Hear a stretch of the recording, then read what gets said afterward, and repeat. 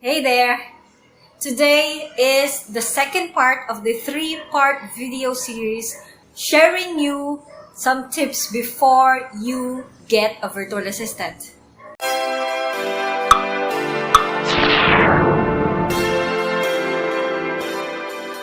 This is Connie Zabala and I'm here to help you get your time freedom back. Now, before I start, this channel is about the virtual assistant industry and I'm talking to people who wants to become a virtual assistant and those online business owners who are looking for a virtual assistant. So if you're new here, consider subscribing and hit that bell button for notifications and make sure to browse the channel. I have some playlists here that you can watch and learn from. So today is the second part of this video series and I'm talking to those people who are planning to hire or get a virtual assistant. Now, on my previous video, I told you to enlist all the tasks that you are doing because most of the online business owners are solopreneurs and they are doing all the tasks alone. If you're like that and you think you need help, I invite you to watch the first part if you haven't done so yet so that you will learn how to enlist all the tasks that you are doing for your business because you need to know where are you coming from, what is your current status when it comes to your business, okay? Now today, what I want you to do next after enlisting all the tasks and determine if you can outsource it or if you can do it yourself and how much time you are consuming each every task. Today, I want you to document those tasks that you are doing. You do not necessarily need to document everything. You just need to document those tasks that you can outsource or you can pass on to another person.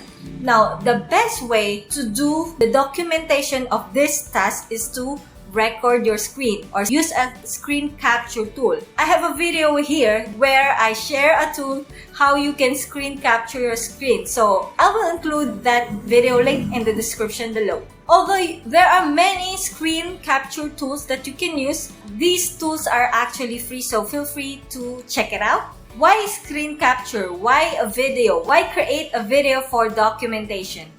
Number one reason is because it is the easiest way to document a task, and while you are capturing your screen, you can explain further what you want to do, and the viewer will understand it more if you create the video. And while you are recording, you can also include some special instructions and other comments that you'd like to add. Now, what are the contents of your videos? It's simple. You don't actually need to show your face. You just have to record your computer. Of course, I highly encourage you to record your screen when you are actually doing those tasks because you will remember all the things that you need to do when you are on the spot, when you are actually doing those tasks. You can share some tips. You can share your thoughts about it. Why do you do what you do? Why are you doing those tasks? And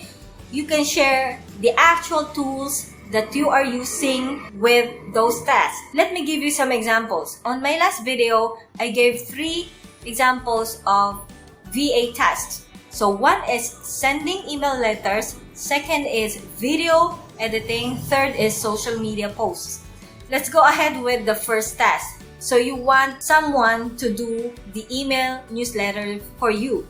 On your screen, open up your email marketing tool or your autoresponder.